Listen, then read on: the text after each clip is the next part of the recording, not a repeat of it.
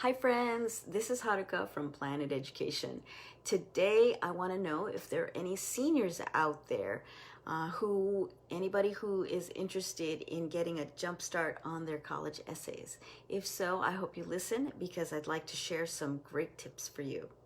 When I work with my seniors or actually even juniors, the first thing, the essays are probably one of the most intimidating things in the whole college admissions process. This year is even more important because, as you know, with the COVID pandemic, the test scores are not going to be, have not been available, and so the college application, the profile, everything is going to be weighing other items as well, more heavily. And that means that the essays are more important than ever. The GPA and the essays are going to be really important for many of our students. So what do? A lot of my students struggle because they don't know where to start.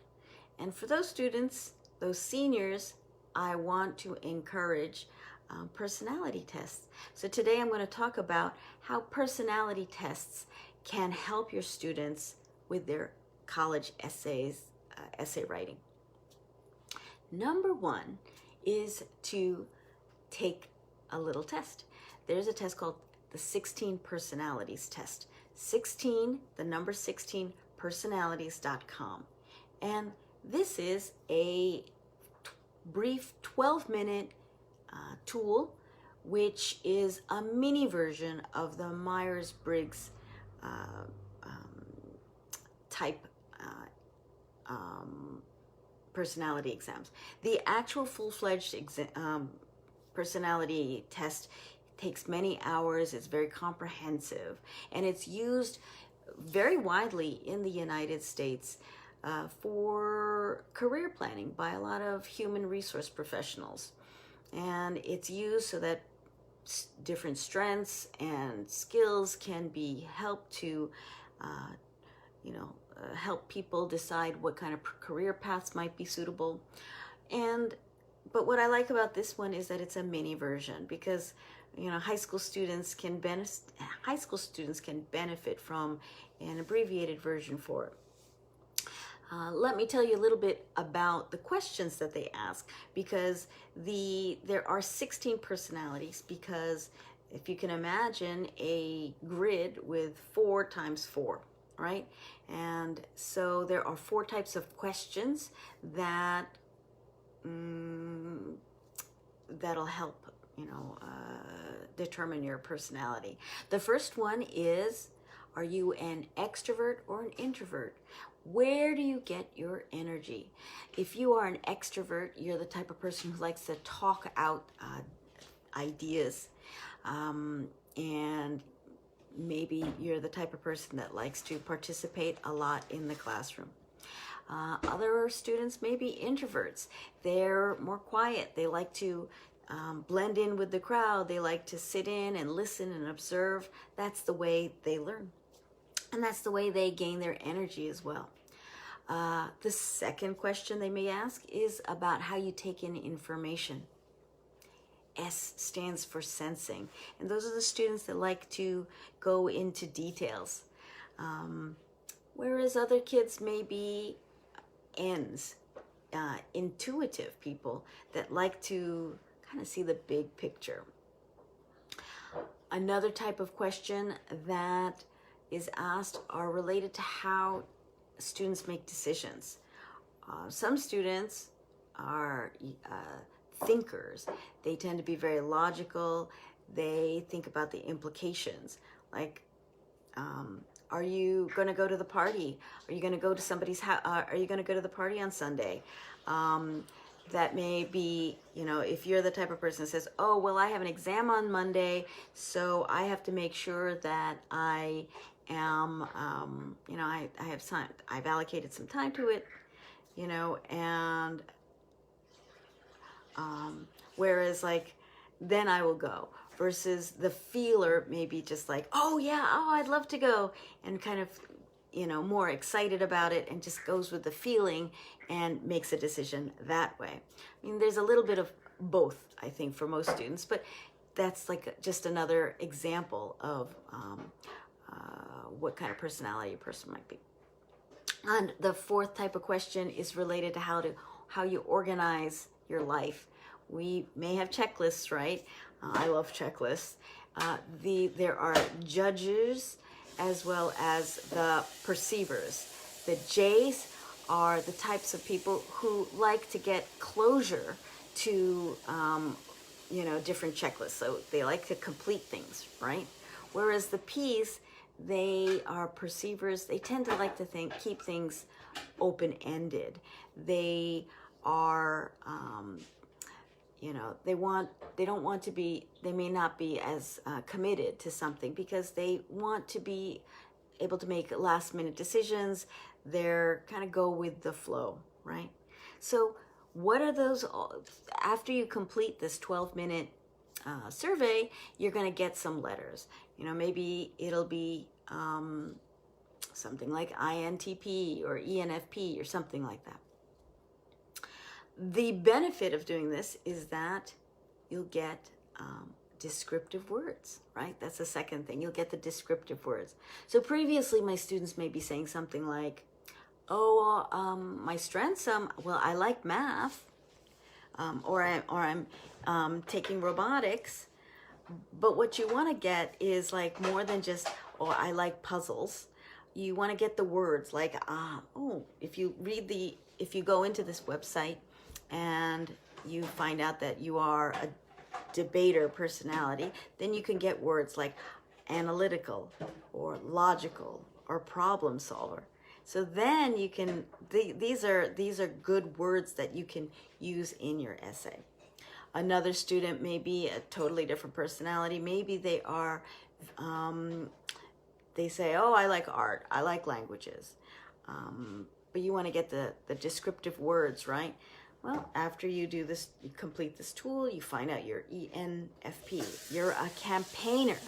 So now what does that mean? There are some words called that describe you as independent or creative, and those things can be used for your essay as well. Another example, and you don't want to think of these, any personality is better or worse than any. You just want to find out what they are. So if you are find out you're an introvert. A lot of introverts, quiet personalities, they think that that's a weakness, but it's not. You really want, by reading this description of strengths, you may think, you know what? You're right. I am observant. I am patient. I am a good listener. I am, there's a reason why I don't blurt out the first thing that comes to my mind, because I like to think things out before I share my thoughts with other people. And that is a strength, right? That is a strength. So this is a tool that can also help you figure out how to turn what you may think as a weakness into a strength. Step 3 is to write the story. Right now that you have the descriptive words, you want to leverage them into stories for your essays. You want to provide evidence in your life about what you've done, so that you can, because you're more than just numbers, right? You're more than just the GPA. You're more than just a test score. You want to flesh out the college application with your essay. And that means that if you are, and that's what you do with these essays. You have to be a bit of a storyteller, but this is the start of the story. Remember, most of my students are going to be working on the UC applications and the Common application. That's what we're going to be covering this summer. In my workshop, if you sign up, and I have just a couple slots left.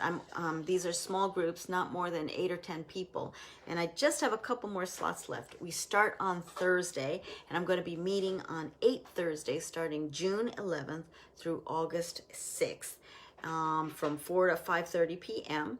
We're going to cover several things in this 8-week period. First, we're going to set SMART goals, and we're going to commit to completing these essays. The UC application includes, there are 8 personal insight questions. Students have to pick 4. Each of those responses are going to be 350 words. So part of the challenge is figuring out which of those 8 personal insight questions are going to be the best to create a bit of a mosaic, right? A composite picture for the student. The other application that everybody is going to be completing is the Common App, right? The Common App is used by 800 or so private and public colleges and universities in the US and even overseas. And they offer 7 essay prompts, of which you have to pick 1. So this one also takes some time, but we'll be going over the different prompts and figure out which one is the essay that's going to be able to showcase the student's authentic self. This workshop is going to meet weekly, and I'm going to give homework. Of course, you got to give homework, but if you do so, you will be done with your essays before the end of the summer. And that's what you want, because once fall comes, our seniors, especially the seniors that I work with, they are serious students. They are going to be busy with their diving into their studies again. If they've got AP classes, projects to complete, athletics, etc., extracurricular activities. Senior year is still very, very busy, so you want to complete as much as you can before before it starts. If you can get this essay thing completed, it's a win-win for everyone. It's also a great growth experience because students are not used to writing this type of this is a new type of writing for students. In high school, most students are writing about facts or informative, informational type of essays, like tell us about what is the First Amendment, free speech, what does it mean? Or maybe they're talking about opinions, like should we have free speech on college campuses if there is hate speech? Is that protected by the First Amendment?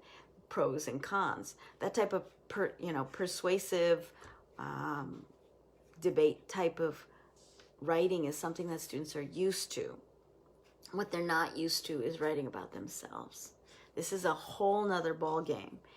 And so what I like to do is to provide different tools so that students can learn a little bit about all of the good things that they've done. And if so, it'll be great. I look forward to meeting some new students. And if so, take a look at, I'll be providing my website below, planeteducation.com. I'll also provide the link to 16personalities.com, and hope that helps. Bye-bye. Hi, Shizue. Hi, Carlos. Thanks for listening.